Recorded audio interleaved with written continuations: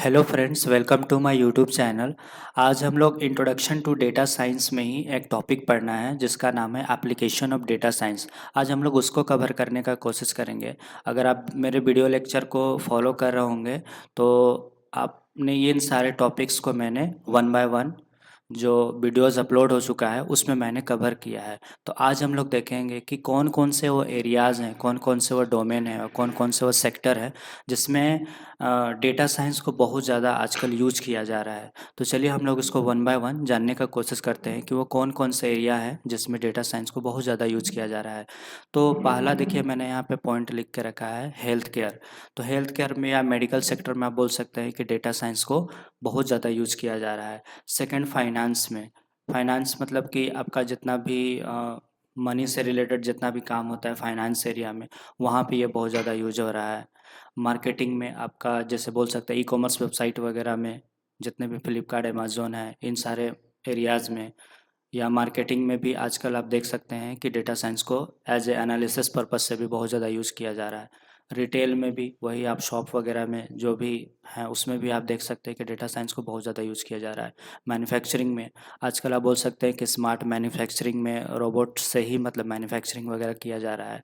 Education में, तो education में आप जितना भी मतलब अभी जो रिवॉल्यूशन आया है शिक्षा के क्षेत्र में, तो वो कहीं न कहीं आप बोल सकते हैं कि डेटा साइंस की वजह से ही आया है। स्पेस में अब हम लोग ने बहुत सारा मिशन वगैरह लॉन्च किया, तो आप ऐसा बोल सकते हैं कि वो डेटा साइंस का ही देन है, क्योंकि डेटा साइंस में आपको AI, machine learning, deep learning, बहुत सारा ऐसा फील्ड है जो कहीं न कहीं डेटा साइंस का ही कॉमन एरिया में आता है।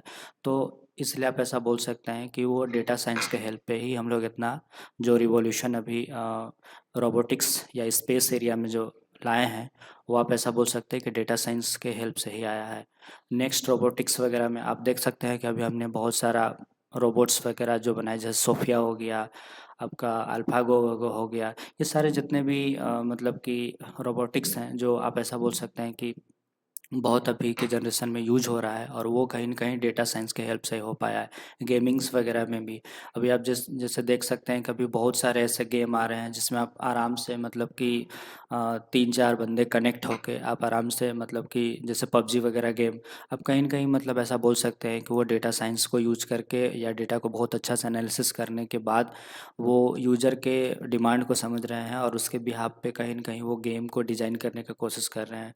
जैसे बिजनेस इंटेलिजेंस वगैरह एरिया में भी, जैसे आप देख सकते हैं अभी पावर बीआई या टैबलू वगैरह जो डैशबोर्ड है, या मतलब उसमें हम लोग जनरली करते क्या है, जो हमारे पास डेटा होता है एक्सेल शीट में चाहे कोई अदर फॉर्मेट में, तो उसको हम लोग एक वन पेज का, सिंगल पेज का डैशबोर्ड क्रिएट करने का कोशिश करते हैं। ई कॉमर्स वेबसाइट जैसे फ्लिपकार्ट, अमेजोन हो गया, मीशो हो गया, स्नैपडील हो गया, ये सब जितने भी ई कॉमर्स वेबसाइट हैं सब डेटा साइंस को यूज़ कर रहे हैं, क्योंकि उनके वेबसाइट पे हर दिन ना जाने मतलब कि लाखों करोड़ों मतलब डेटा हर दिन जनरेट हो रहा है यूजर्स के द्वारा। तो उन सारे डेटास को मैन्युअली कोई एक आदमी मतलब मेंटेन करे तो वो संभव नहीं है। उसके लिए हमको डेटा साइंस के टूल्स एंड टेक्नोलॉजी को यूज करना होगा, ताकि हम लोग इसमें एफिशिएंट तरीक़ा से डिसीजन ले सके और उस ऑर्गेनाइजेशन या कंपनी को जो बिज़नेस है उसको हम लोग ग्रो करवा सके। तो उसके लिए भी आप ऐसा बोल सकते हैं कि डेटा साइंस उसमें बहुत ज़्यादा यूज हो रहा है।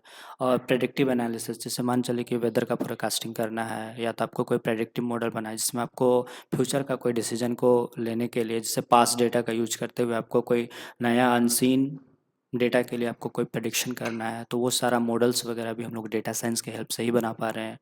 और 13 पॉइंट में देखिए मैंने लिख रहा है रखा है कि इन सारे एरियाज़ में हमारा टारगेट है कि हमको एआई को घुसाना है, या तो हमारे सेक्टर्स में आपका मेन टारगेट हम लोग का है डेटा साइंस को पढ़ने के बाद कि हम लोग को एक smart, intelligent and expert AI system बनाना है, और ये बन पाएगा बिकॉज ऑफ डेटा साइंस की हेल्प से। तो मैं आज आपको ये 13 पॉइंट्स में बस एप्लीकेशन को इंट्रोड्यूस करने का कोशिश किया, क्योंकि देखिए एक्चुअल में आपके सिलेबस में different sectors of data science अलग से पढ़ना है, जैसा कि आप यहाँ पे देख सकते हैं। तो हम लोग उसमें हम लोग जानने का कोशिश करेंगे। जैसे देखिए, ये हमने पूरा कवर कर चुका है, इंट्रोडक्शन टू डेटा साइंस हमने पूरा कवर कर लिया। अब जो नेक्स्ट टॉपिक जो वीडियो अपलोड होगा वो होगा आपका different sectors of using data science. मतलब देखिए, मैंने आपको बता तो दिया कि यहाँ पे इन सारे सेक्टर्स में, इन सारे एरियाज़ में डेटा साइंस तो यूज हो रहा है, बट हेल्थ केयर में भी किस स्पेसिफिक एरिया में, या फाइनेंस या मार्केटिंग या मैन्युफैक्चरिंग या रोबोटिक्स या स्पेस या गेमिंग में कौन से ऐसे पर्टिकुलर एरियाज़ है, डोमेन है, फील्ड है जहाँ पे मतलब डेटा साइंस को हम लोग यूज कर रहे हैं, तो वो आपको नेक्स्ट मतलब कि टॉपिक में पढ़ना है। तो वो चीज़ का वीडियो नेक्स्ट अपलोड होगा, तो आप उसको देखिएगा ज़रूर। तो आज के वीडियो में बस हम लोग इतना ही कवर करते हैं। तो आज का वीडियो रियली अगर आपको हेल्पफुल लगा तो प्लीज़ चैनल को सपोर्ट करिएगा। मिलते हैं हम लोग next topic different sectors of using data science के साथ। ठीक है, थैंक यू।